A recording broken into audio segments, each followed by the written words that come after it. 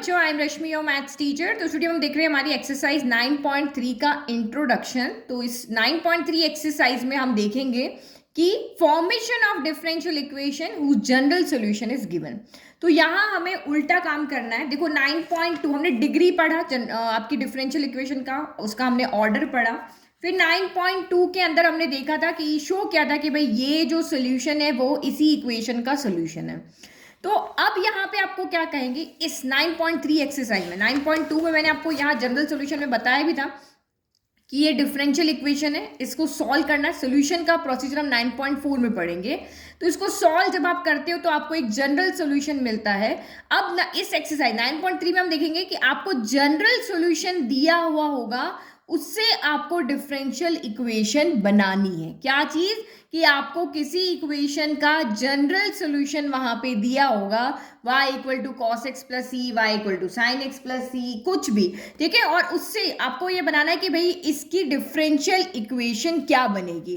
तो देखो रिलेट करके हम पढ़ रहे थे हमारे पॉलिनोमियल चैप्टर को, तो वहां पर भी ऐसा ही होता था। कैसे? जैसे देखो आपको एक यहाँ पे क्वाड्रेटिक इक्वेशन दी हुई है, a x square plus b x plus c दी हुई है। अब आप इसको चाहे मिडिल टर्म स्प्लिट करके सॉल्व करो, चाहे क्वाड्रेटिक फॉर्मूला लगा करके सॉल्व करो, तो आपको यहाँ पे जब हम इसको सॉल्व करते थे तो हमें यहाँ पे इसके क्या मिलते, दो जीरोस मिलते थे। एक अल्फा मिलता था और एक हमें बीटा मिलता था। जो डिग्री होगी उतने जीरोस मिलेंगे, डिग्री 2 है तो 2 जीरोस मिलेंगे, क्यूबिक है तो 3 मिलेंगे, लीनियर है तो 1 मिलेगा। लेकिन अगर आपको इसको सॉल्व करके अल्फा बीटा निकालने का तरीका पता है, लेकिन अगर आपको जीरोस दिए हों और आपको कहे नहीं आप फिर से यही इक्वेशन बनाओ, तो उसका भी फॉर्मूला हमें आता था। हमें अगर जीरोस दिए हैं तो जीरो से इक्वेशन बनाने का फॉर्मूला नहीं आता था आपको, X square minus X sum of zeros plus product of zeros. इस तरह से हम यहाँ पे क्या कर लेते, फिर से एक क्वाड्रेटिक इक्वेशन को बना लेते थे। तो सेम यहाँ पर भी ऐसा ही है कि आपको डिफरेंशियल इक्वेशन का जनरल सॉल्यूशन दिया होगा। ये आपकी डिफरेंशियल इक्वेशन है, इसका आपको जनरल सॉल्यूशन दिया होगा और इससे आपको फिर से डिफरेंशियल इक्वेशन बनानी है। तो कैसे बनेगी वही हम यहाँ पे देखेंगे। यहाँ पे तो हमारे पास एक फॉर्मूला था जिससे हम क्वाड्रेटिक इक्वेशन फिर से बना लेते थे, क्यूबिक इक्वेशन का भी फॉर्मूला था। तो अब यही चीज यहाँ पे आप देखोगे कि कैसे हम एक डिफरेंशियल इक्वेशन को जनरल सॉल्यूशन से बनाते हैं।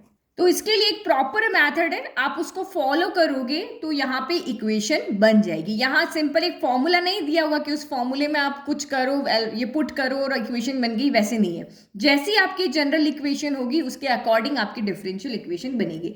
तो इसको हम पहले एक एग्जाम्पल से समझते हैं। तो एग्जाम्पल, क्योंकि यहाँ पे क्या होता है कि जितने भी जनरल सोल्यूशन में आर्बिट्री कॉन्स्टेंट होते हैं वो यहाँ पे बहुत मैटर करते हैं डिफरेंशियल इक्वेशन बनाने में।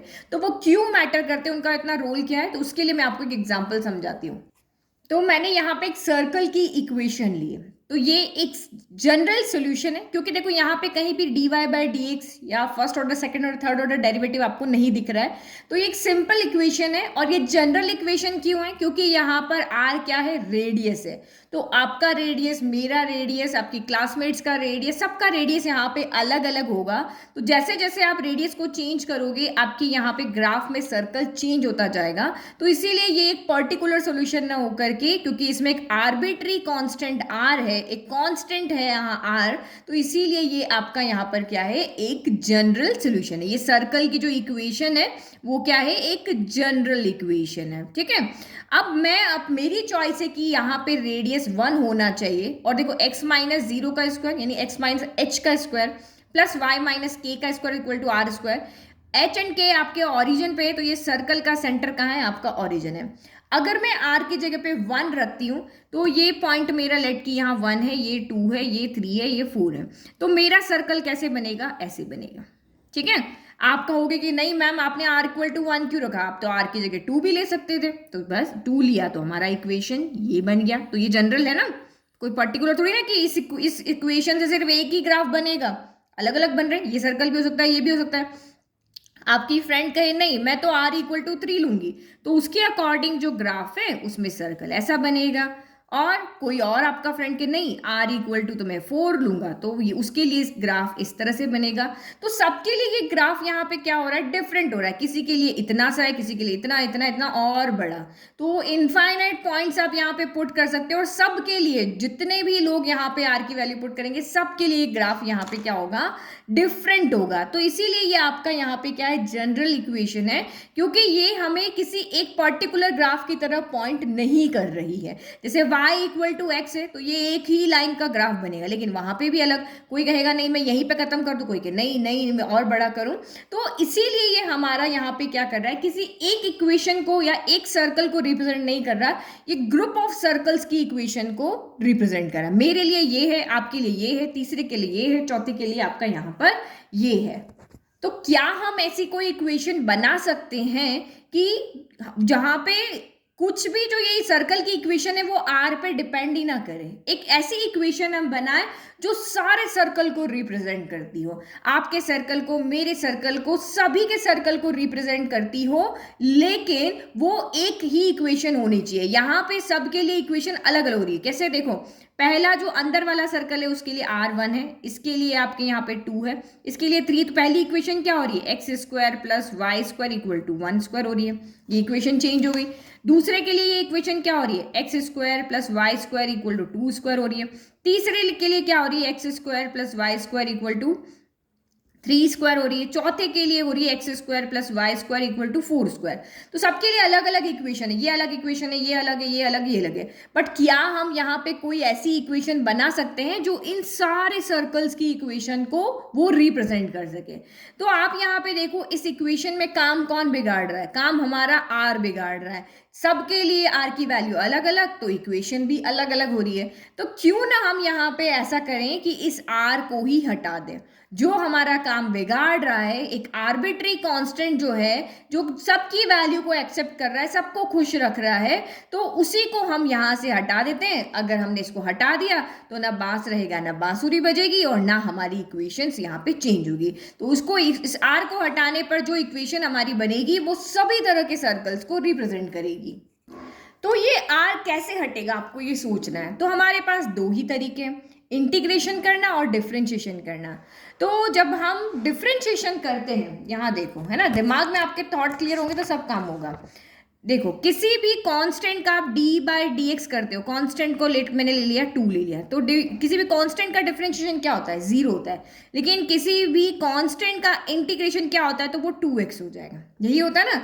तो डिफरेंशिएशन इसको क्या बनाता है, आपका यहाँ पे 0 बनाता है। जितनी बार होगा, यहाँ r एक बार ही है तो आप एक बार डिफरेंशिएट करोगे और यहाँ से r हट जाएगा, और ये सिंपल आपकी यहाँ पे क्या बन जाएगी, इक्वेशन बन जाएगी, जो एक सर्कल की इक्वेशन को रिप्रेजेंट करेगी और सारे ही सर्कल की इक्वेशन को रिप्रेजेंट करेगी।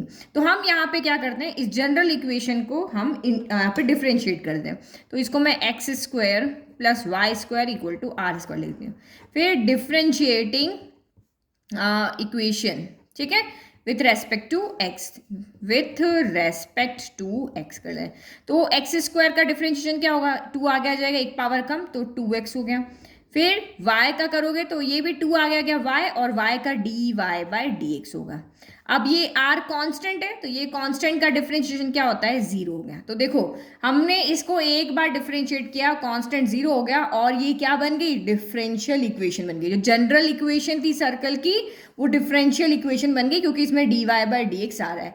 अब इसको हम थोड़ा सा सॉल्व करके लिख सकते हैं। देखो कैसे, 2 यहाँ पे कॉमन लेके इधर भेज दोगे तो 0 हो जाएगा, तो x plus Y D Y by D x equal to 0 हो गया। इस x को इधर भेज देते तो y D Y by D x equal to minus का x हो गया, और हम इसको इस तरह से लिखते हैं, D Y by D x equal to minus का x अपॉन वाई, y यहाँ पे डिवाइड में आ गया, ठीक है। तो ये हमारी डिफरेंशियल इक्वेशन बन गई।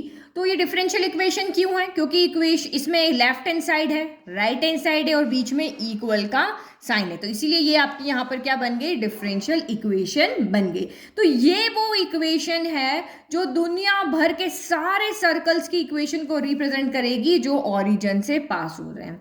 तो यहाँ पे भी ये भी वही इक्वेशन थी, बट ये जनरल इक्वेशन थी, आर चेंज होके सर्कल चेंज हो रहा था, बट यहाँ पे तो कुछ कांस्टेंट है नहीं। तो इसका मतलब ये वो डिफरेंशियल इक्वेशन है जो दुनिया भर के सारे सर्कल की इक्वेशन को रिप्रेजेंट कर रही है, जो कि आपके ओरिजिन से पास हो रहे हैं। तो अब आपके दिमाग में आ रहा है ऐसा क्यों है, क्या ये इसको भी कर रही है, इसको भी कर रही है, इसको भी कर रही है, इसको भी कर रही है? हाँ कर रही है। देखो यहाँ पे मैं आपको वेरीफाई करके बताती हूँ। मान लेते कि हम यहाँ पे ये इक्वेशन लेते हैं, मान लेते हैं कि ये इक्वेशन जो है वो इसकी इक्वेशन है या नहीं, तो हम ये वाली इक्वेशन को लेते हैं। मैं एक का कर रही हूँ, आप बाकी सबका भी यहाँ पे देख सकते हो। तो यहाँ पे लिख लेते हैं हम, ठीक है। तो ये इक्वेशन मैंने ले ली, कोई भी एक ले लो, ये मैंने ले ली। तो ये इक्वेशन, अगर ये जो सर्कल की ये जनरल इक्वेशन है ना, ये इसके डिफरेंशियल इक्वेशन है, तो ये इसको सेटिस्फाई करेगी। भाई मैंने ये वाली लिया है, ये एक जनरल सर्कल की इक्वेशन है और ये इसकी डिफरेंशियल इक्वेशन है। इसका भी सेंटर ओरिजिन है, इसका भी सेंटर ओरिजिन है, तो ये इसको क्या करेगी, सेटिस्फाई करेगी। तो हम देखो सेटिस्फाई कराते हैं। तो यहाँ से D Y by D X हमें चाहिए, तो हम इसको डिफ्रेंशिएट कर लेते हैं। तो डी, देखो यहाँ से आपको क्या करना है, इसमें से वैल्यू निकाल के यहाँ रखनी है, लेफ्ट इक्वल टू राइट करके हमें दिखाना है। जो हमने 9.2 में नहीं किया था कि ये आपका जनरल सोल्यूशन दिया हुआ, आप बताओ कि ये इसकी डिफरेंशियल इक्वेशन है या नहीं। तो इसमें से हम वैल्यू निकाल के इसमें रख लेते, पहले इसको डिफ्रेंशिएट करते ताकि D Y by D x की वैल्यू आ जाए, फिर यहाँ से हम y की वैल्यू यहाँ पर रख देंगे, ठीक है। x की रखना चाहो तो x की रख सकते हो, जो मर्जी आप करना चाहो।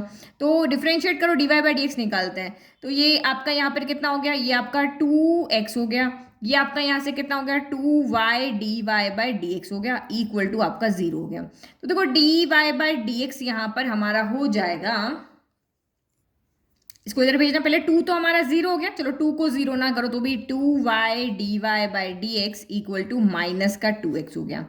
फिर D Y by D x equal to कितना हो गया, माइनस का 2x अपॉन 2y होगा। 2 से 2 कैंसिल हो गया, तो this implies d Y by D x कितना हो गया, माइनस का x अपॉन वाई होगा। तो आप ये वैल्यू यहाँ रख दो। अब इसको हमें शो कराना, तो इसका हम यहाँ पे LHS ले रहे हैं, तो ये तो सीधा ही हो रहा है। देखो LHS में d Y by D x की वैल्यू क्या है, माइनस का x अपॉन वाई, और ये आपका प्लस x अपॉन वाई। तो हमें वैल्यू पुट करने की जरूरत ही नहीं पड़ी, ये दोनों आपस में क्या हो गया, कैंसिल, इक्वल टू 0 आ गया, यानी हमारी राइट हैंड साइड यहाँ पे आ गई। तो देखा, ये इसकी इक्वेशन है। सेम आप यहाँ पे इसकी करके देखोगे, तो यहाँ से भी जब आप सॉल्व करोगे तो d Y by D x minus का x अपॉन आएगा, सबका d Y by D x minus का x अपॉन आएगा, इसे पुट करोगे तो 0 हो जाएगा। दैट मीन्स जितने भी सर्कल की इक्वेशन बन रही है, यही उसकी क्या है, यहाँ पर डिफरेंशियल इक्वेशन है।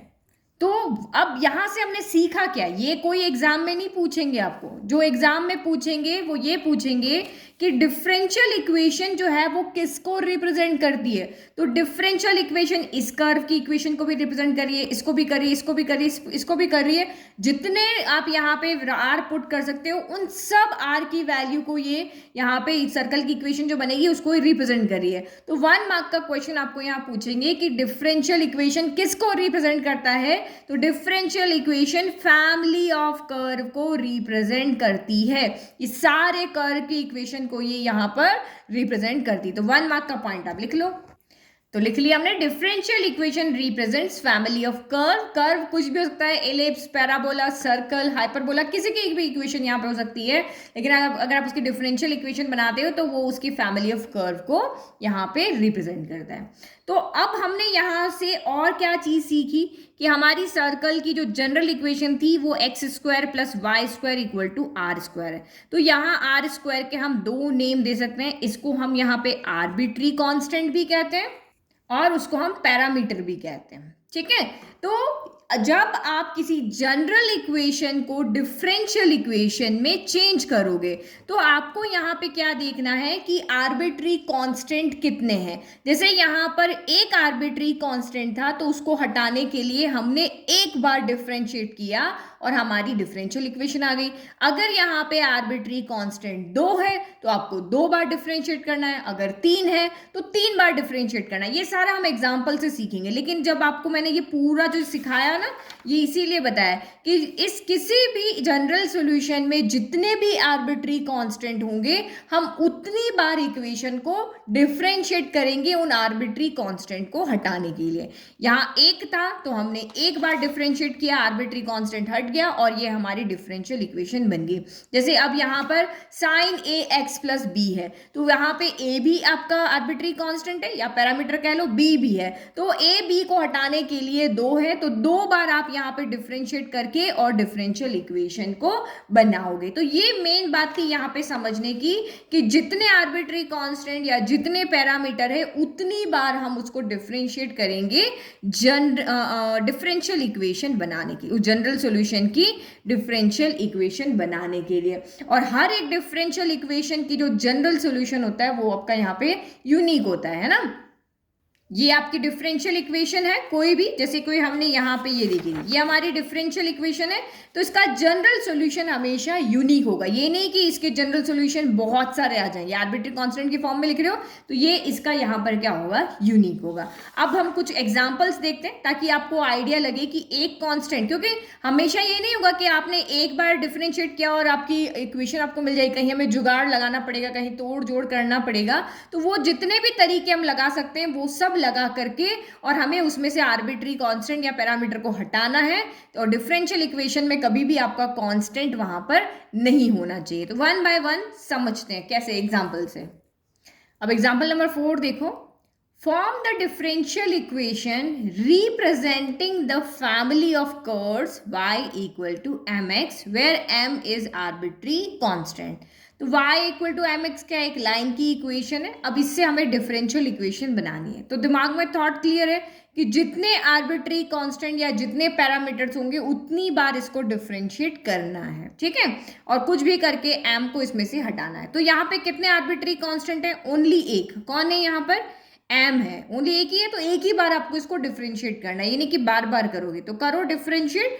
तो यहाँ पे लिखोगे differentiating y equal to m x with respect to x करो। तो y का क्या हो जाएगा, dy बाय dx हो जाएगा, और इधर क्या होगा, m d by dx of x हो जाएगा। कांस्टेंट आगे आ जाता है, तो d by dx of x कितना हो गया, 1 हो गया, यानी कि m आ गया। बट हमारा तो आर्बिट्री कांस्टेंट यहाँ से हटा ही नहीं, तब डिफरेंशिएट करके हट जाएगा तो ठीक है, नहीं हटेगा तो कोई ना कोई जुगाड़ यहाँ पे लगाना पड़ेगा। अब कुछ बच्चे कहेंगे कि मैम हम एक बार फिर से डिफरेंशिएट कर लेते हैं, ये d2y अपॉन dx2 हो जाएगा और ये इक्वल में 0 आ जाएगा। लेकिन नहीं, जितने आर्बिट्री कांस्टेंट है उतनी बार ही उसको डिफरेंशिएट करना है। तो कैसे इस m को हटाएं, तो हम हमारी इक्वेशन फर्स्ट के पास जाते हैं, y equal to m x. अब हम जुगाड़ लगा रहे हैं, यहाँ से m की वैल्यू क्या होगी, y upon x equal to क्या हो जाएगी, m हो जाएगी। तो ये m की वैल्यू को उठा करके यहाँ रख देते हैं। हम ऐसे भी कर सकते हैं, तो गिवन जो इक्वेशन होगी उसका भी यूज लेंगे। डिफरेंशिएट तो जितने आर्बिट्री कांस्टेंट है उतनी बार ही करना है। तो dy by dx equal to y upon x हो गया। अब इसको थोड़ा सा सॉल्व कर लेते हैं कि x को उधर भेज देते हैं। तो ये x into d Y by D x equal to आपका y हो गया, और इसको हम और इधर भेज देते हैं। तो x into d Y by D x minus y equal to 0। This is the required differential equation जिसमें कोई भी आर्बिट्री कांस्टेंट या पैरामीटर नहीं है। समझ में आ गया। तो हमने डिफरेंशिएट किया फिर भी नहीं हटा, तो हमने इक्वेशन की हेल्प लेकर के इस m को यहां से हटा दिया। और देखो क्वेश्चन, तो एग्जाम्पल नंबर 5 देखो, form the differential equation representing the family of curves y equal to a sin x plus b where a and b are arbitrary constant। तो differential equation बनानी है। क्वेश्चन को देख लो, कितने आर्बिट्री कांस्टेंट है, 2 constant है, तो 2 बार डिफरेंशिएट करना है और हमें यहाँ से a एंड b को हटा लेना है। चलो फर्स्ट टाइम डिफरेंशिएट करें, तो differentiating with respect to x करो। तो यहाँ तो आपका सीधा हो गया dy बाई dx हो गया, फिर इक्वल टू a कांस्टेंट आगे हो गया d by D x of sine कितना हो गया x प्लस b हो गया। तो d by D x of sine x कितना होता है, cos x होता है। तो यहाँ पे लिख लेते हैं dy by D x equal to a cos x plus b का डिफरेंशिएट करोगे तो कितना आएगा, 1 आएगा। तो ये आपका सेम रह गया। तो ये अभी हमने इसको एक बार डिफरेंशिएट किया, ठीक है, कुछ भी नहीं हटाना, a हटाना b हटा। बट हमारे दिमाग में ये क्लियर है कि 2 यहाँ पे आर्बिट्री कांस्टेंट है तो 2 बार डिफरेंशिएट करना। तो एक बार फिर से डिफरेंशिएट करो, तो लिखो again differentiating 2 with respect to x करो। तो ये आपका क्या हो जाएगा d2y ओवर क्या हो जाएगा dx2 equal to a as it is, और d by D x of cos x plus क्या हो जाएगा b हो जाएगा। करो तो d2y over dx2 equal to a as it is, d by D x of cos x क्या होता है, तो माइनस का साइन होता है, तो माइनस का साइन x प्लस b हो गया, ठीक है। तो ये कितना आ गया d2y upon dx2 equal to minus का a sine x plus b हो गया। बट हमने तो 2 बार डिफरेंशिएट किया और हमारा तो कुछ भी नहीं हटा। तो अब हम जुगाड़ करेंगे, कुछ न कुछ जो गिवन इक्वेशन उसके पास चलेंगे। देखो a sine x plus b कितना है, y है, और यहाँ पर हमारे पास a sine x plus b है। तो हम फर्स्ट से इसकी वैल्यू पुट कर देंगे। तो फ्रॉम फर्स्ट से ये कितना हो जाएगा, d2y over dx2 equal to minus का y। ये हो गया, डिफ्रेंशिएट किया तो हमने, इसकी जगह क्या रख दिया, y रख दिया। अब हम इसको एक प्रॉपर इक्वेशन बना लेते हैं, d2y over dx2 plus y equal to 0। देखो ना इसमें a है ना इसमें b है, तो ये क्या हो गया, फ्री हो गई ना a और b से। This is the required equation, differential equation of this general solution. ठीक है, तो इस तरीके से हमें सॉल्व करना है, इक्वेशन बनानी है। ठीक है, तो हमने लिख दिया it is free from a and b hence it is required equation. चलो एक एग्जांपल और देखते हैं। Form a differential equation representing the family of ellipse having foci on x-axis and center at the origin। तो देखो हमारे पास दो तरह के एलिप्स होते हैं, कौन सा वाला लेना, दोनों की इक्वेशन भी अलग अलग होती है। तो इसने कहा कि सेंटर ऑरिजिन पे, तो इसका भी सेंटर ऑरिजिन पे, इसका भी सेंटर ऑरिजिन पे, लेकिन इसकी फोकाई कहाँ पर है, एक्स एक्सिस पे है। तो फोकाई हमारी यहाँ पर होती है जिसके कोऑर्डिनेट आपके क्या होते हैं, -c,0 c,0। तो ये एक्स एक्सिस पे है तो इसीलिए हमारा ये वाला एलिप्स लेंगे और इसकी इक्वेशन हमारी क्या होती है, तो एक्स स्क्वायर इक्वेशन ऑफ ये वाला एलिप्स हमारा है ना। तो इलिप्स की इक्वेशन क्या होती है, x square upon a square plus Y square upon b square equal to 1। ठीक है, अब हमें इसकी क्या बनानी है यहाँ पर, अब कांस्टेंट कितने, आर्बिट्री कांस्टेंट यहाँ पर हमारे पास दो है, एक ए है एक हमारे पास यहाँ पे बी है। तो हमें क्या करना पड़ेगा, दो बार डिफरेंशिएट करना पड़ेगा और ए बी को हटाना है। तो ये इक्वेशन रिक्वायर्ड इक्वेशन, इससे डिफरेंशियल इक्वेशन बनानी। तो फर्स्ट टाइम डिफरेंशिएट करते हैं, differentiating with respect to x. तो चलो करो, तो हम इस इक्वेशन को छेड़ते नहीं, एज इट इज रखते हैं। देखो कांस्टेंट है 1 अपॉन ए स्क्वायर, तो 1 upon a square as it is आ गया। एक्स स्क्वायर का डिफरेंशिएशन क्या हो जाएगा, 2x हो जाएगा। फिर 1 अपॉन बी स्क्वायर कॉन्स्टेंट आगे ले लिया, वाई स्क्वायर का क्या होगा, 2y होगा, और y है तो x के रेस्पेक्ट में डिफरेंशिएट कर रहे हैं तो dy बाय dx आएगा, और कांस्टेंट का डिफरेंशिएशन क्या हो जाता है, 0 हो जाता है। तो हम इसको थोड़ा सा देखो सॉल्व कर लेते हैं, यहीं पे वापस से डिफरेंशिएट करने नहीं बैठ जाएंगे ना, इसको थोड़ा सा हम सॉल्व करते हैं। हम सॉल्व इस तरीके से करते हैं क्योंकि देखो हमें कांस्टेंट को हटाना है, यहाँ पे कांस्टेंट को क्या करना है, हटाना है।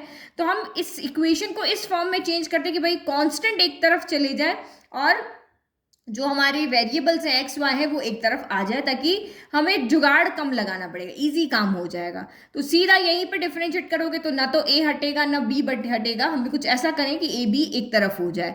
तो यहाँ पे देखो 2 तो आपका 0 में चला जाएगा, तो ये 2 को हम हटा लेते हैं। चलो फिर आप कंफ्यूज हो गए, यहीं रखते हैं इसको।